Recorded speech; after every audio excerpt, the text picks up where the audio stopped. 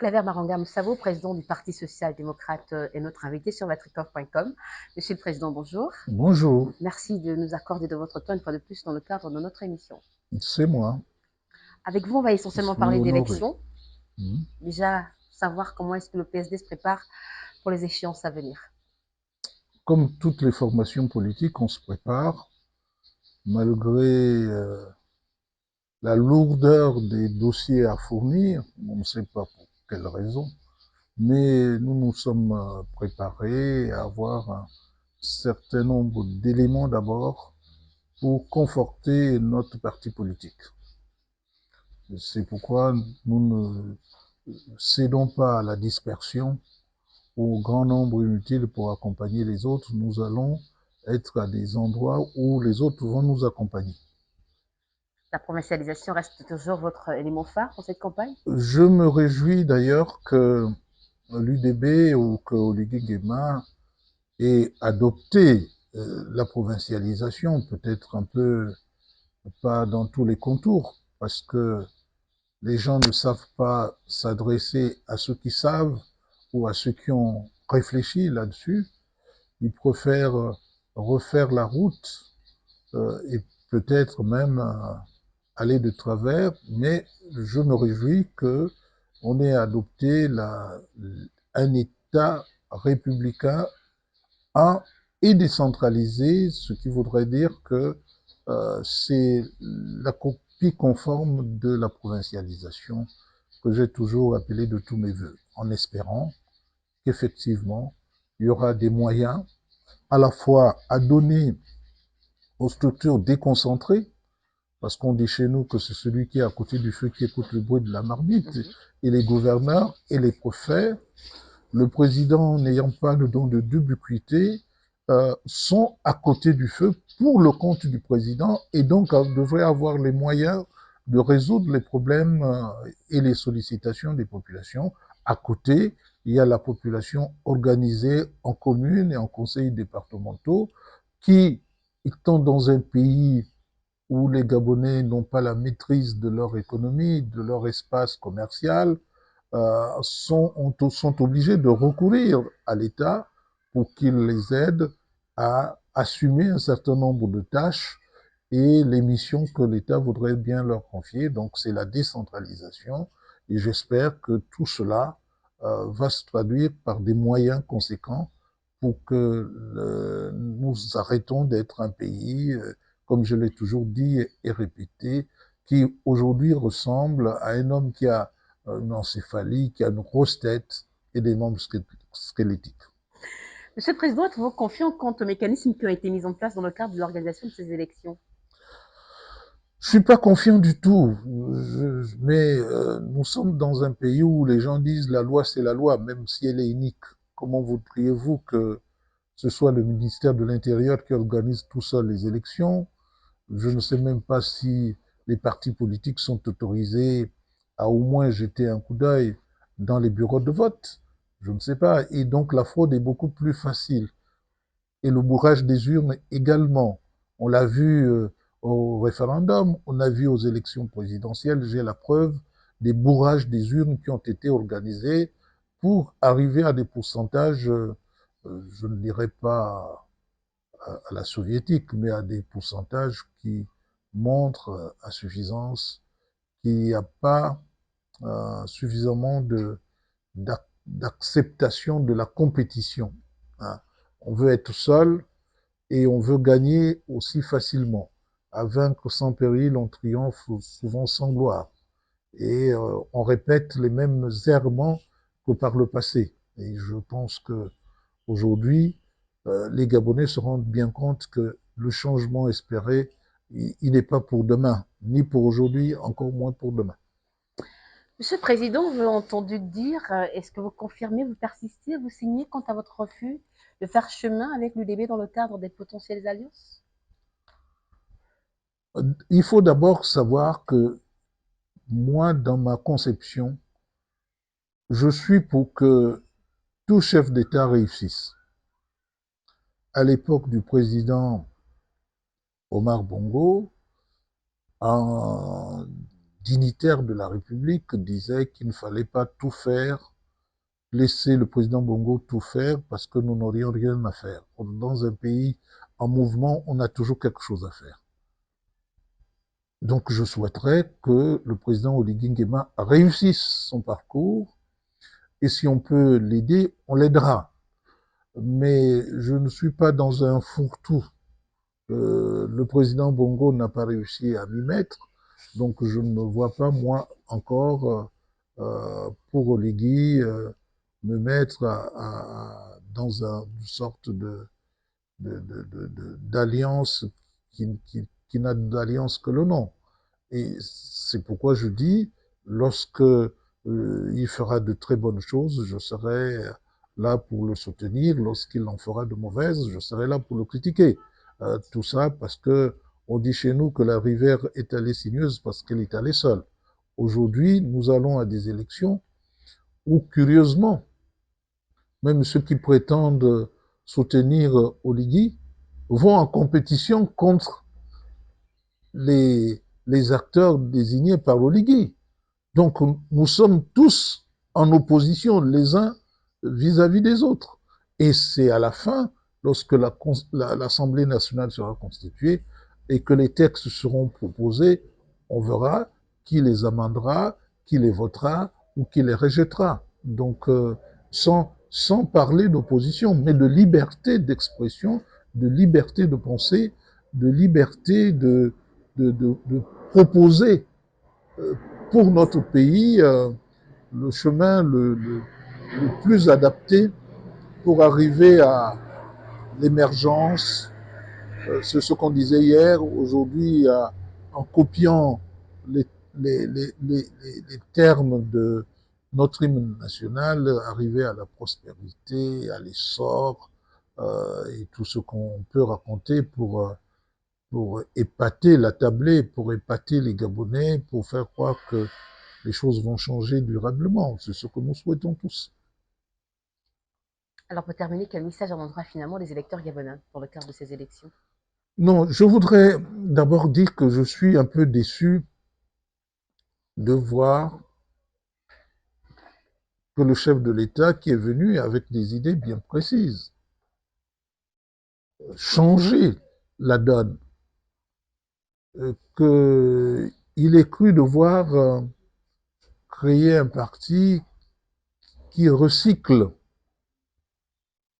des acteurs politiques venant du PDG ou venant de tous autres horizons. Tout simplement pour dire qu'il n'y a rien de nouveau aussi bas.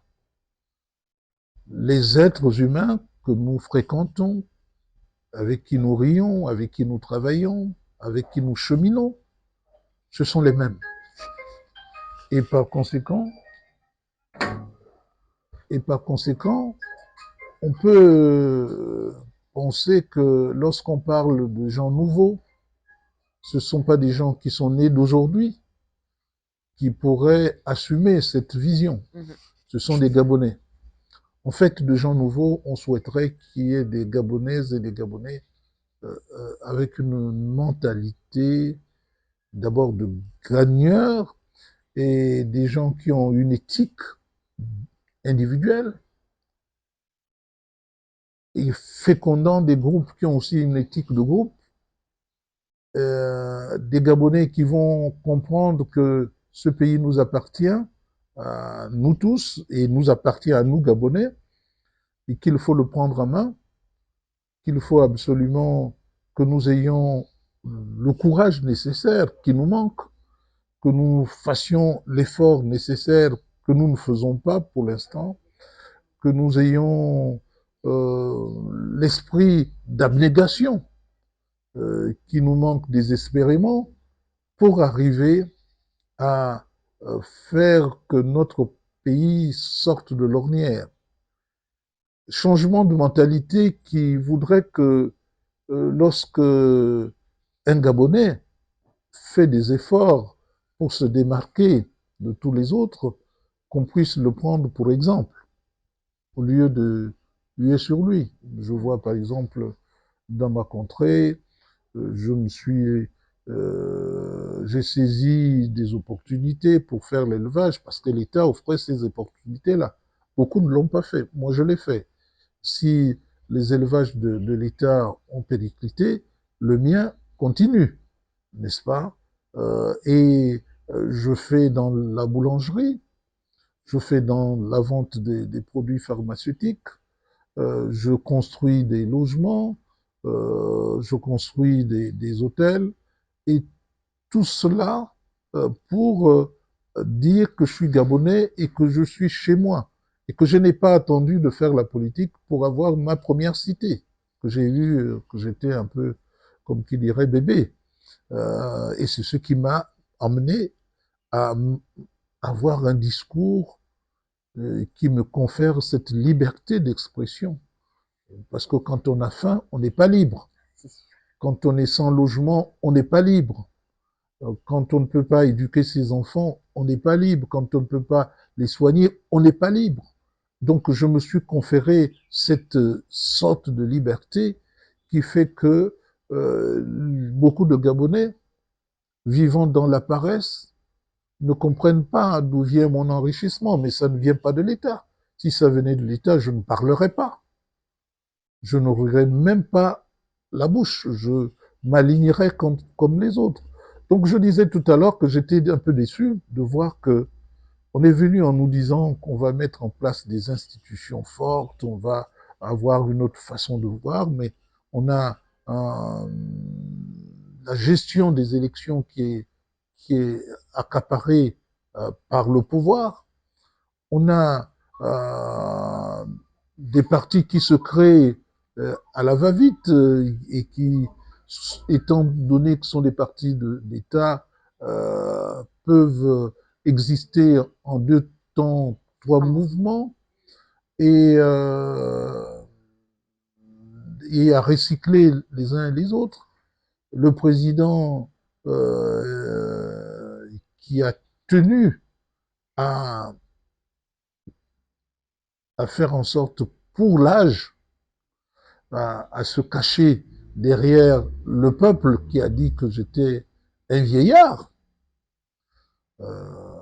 n'a pas été jusqu'au bout dans la décision unanime qui avait été prise de remiser de côté le PDG. Et aujourd'hui, il voudrait avoir de fer au feu et il se désespère de voir des factions qui se créent et qui se créeront même à l'UDB.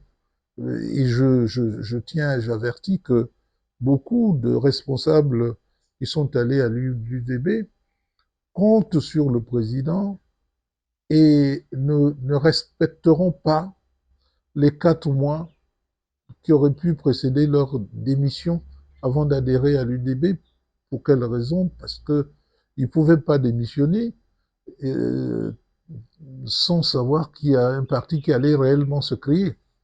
Même s'ils avaient l'intention de quitter leur parti, ils ne pouvaient pas quitter leur parti pour des prunes.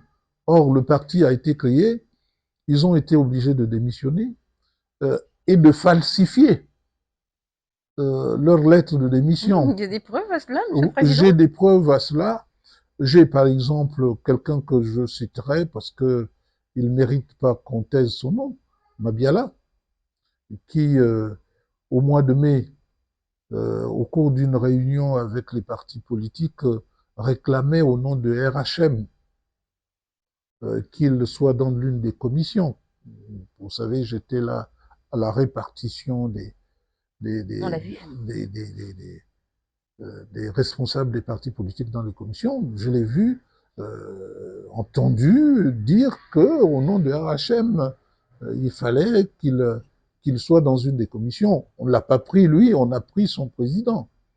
Et s'il était RHM au mois de mai, il ne peut pas être candidat présentement. Il ne rentre pas dans les clous, à moins que ce soit un falsificateur, c'est-à-dire quelqu'un qui, euh, euh, comptant sur le fait qu'il soit du parti présidentiel, qu'il puisse se permettre de, de faire tout et n'importe quoi. D'accord. Donc, Mais ça, ce que je dis là, c'est un avertissement pour lui dire que si en 2023, il a provoqué l'effacement de la candidature du PSD à Mouila, cette fois-ci, c'est flagrant. Et nous avons le témoignage, y compris de son président, qui s'étonne qu'il n'ait pas respecté toutes les conditions pour quitter le parti, même si, en tant que secrétaire général, il a écrit une lettre de démission adressée au secrétaire général qu'il a approuvé. On voit bien que il n'y a que lui pour le faire. Il aurait dû adresser sa lettre au président, qui ne l'a pas reçue, au président de son parti, en disant qu'il démissionnait et qu'il quittait le parti. Dans tous Or, les cas, Monsieur le Président. non, ce que je voulais dire, c'est que nous avons des cas comme ça euh, qui vont provoquer réellement que la liste de l'UDB ne puisse pas prospérer. Hein, j'y tiens beaucoup, non pas parce que j'ai peur, hein, non, c'est parce que Ça tout peut être ça simplement, aussi.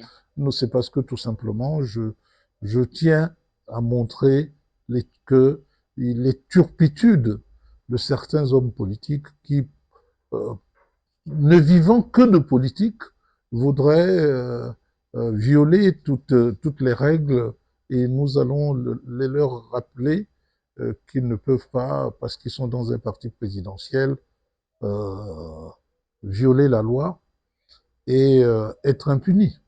Je le disais tantôt, vous avez dans le cadre de ces commissions, des décisions ont été prises, vivement qu'elles soient appliquées.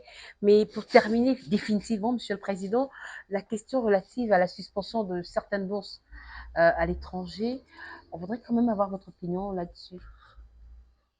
Mon opinion est que ceux qui sont allés à l'extérieur, le plus souvent, ce sont des gens de grandes familles.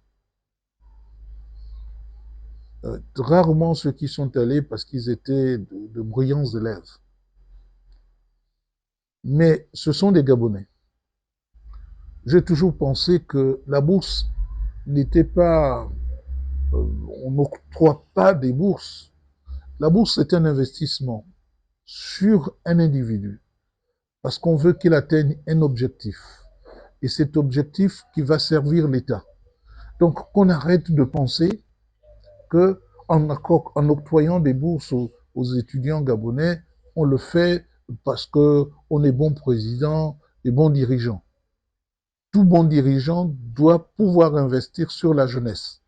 Tout bon dirigeant doit pouvoir investir sur l'éducation, sur la santé. Parce que sur la santé, un peuple malade ne peut pas se mettre au travail. Un peuple qui n'a pas de culture, qui n'a pas d'éducation, ne peut pas non plus aller loin, surtout au XXIe siècle.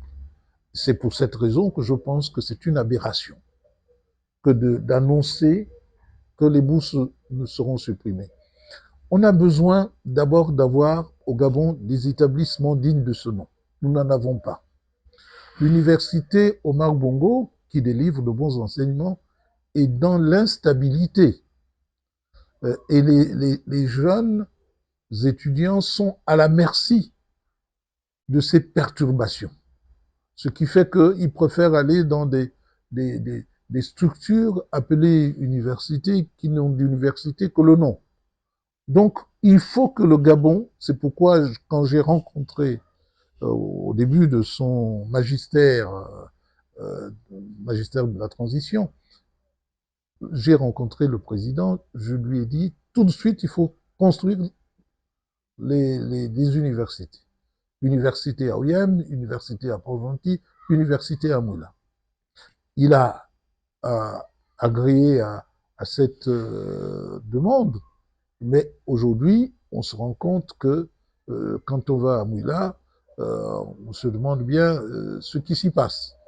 Donc ça avance, je ne sais pas si c'est à pas de tortue ou à pas d'escargot, encore que la tortue avance un peu plus vite que l'escargot.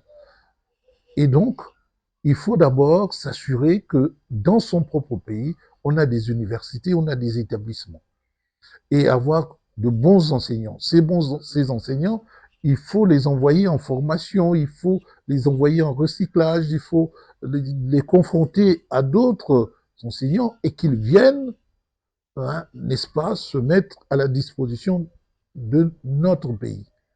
Ceci dit, tant que toutes ces structures ne sont pas mises en place, on a tendance à aller apprendre ailleurs. C'est une honte d'avoir au Sénégal plus de 10 000 Gabonais. Plus de 10 000 Gabonais qui sont là-bas à apprendre. Apprendre dans les mêmes établissements que nous rencontrons ici. C'est une aberration que d'envoyer des Gabonais au Togo qui apprennent dans les mêmes établissements que nous avons ici ou au Bénin. Il faut donc d'abord, c'est comme casser, alors qu'on n'a pas de quoi où reloger les Gabonais, il ne faut pas déjà dire nous n'allons pas envoyer des gens là où c'est ouvert, dans un monde où il y a ouverture d'esprit, parce qu'on manquerait d'argent. Commençons par ne pas faire des dépenses euh, qui risqueraient de gêner nos finances. Essayons de réfléchir. N'avançons pas dans toutes les directions. Qui trop embrasse mal les trains. Et voyons l'essentiel. L'essentiel pour un pays jeune, c'est la formation. Formation de notre jeunesse dont on a besoin, non pas pour faire la politique, ou pour être utilisé à faire la politique, mais utilisé à travailler. La politique, ça doit être laissé à de vieux croutons, hein, plutôt que de voir des jeunes qui pensent que c'est par la politique qu'ils vont réussir leur vie. Non. En dehors de ceux qui ont été au pouvoir, ou en dehors des trésoriers payeurs généraux, ou des ministres des Finances, aucun ministre ne s'en est sorti, aucun homme politique ne s'en est sorti vraiment riche en politique. Donc c'est pas l'orientation. L'orientation, c'est donner à nos jeunes l'opportunité de travailler d'arrache-pied, de créer des entreprises, de faire même un concours de bons projets à financer et encadrer. Si nous ne le faisons pas, je crois qu'on est en train de tourner en rond. C'est pourquoi je dis, je condamne ceux qui pensent que la bourse est une faveur faite à un jeune Gabonais. Ce n'est pas une faveur, c'est un investissement. Mais l'investissement, pour qu'il soit opérant, pour qu'il soit efficace et efficient, il faut l'engager dans la bonne direction, orienter le jeune par rapport à ce qu'on espère en retour de cet investissement. Mais déclarer qu'on ne fera plus ceci, qu'on ne fera plus cela, ça, c'est du ressort de ceux qui pensent que la gestion d'un pays, ça se décrète au petit bonheur, la chance. Merci, Monsieur le Président. C'est Pierre moi Claver qui vous Maranka remercie. Mustavo, président du PSD, était notre invitation et notre invité sur vatrikoff.com. Il y a un regard. Hein?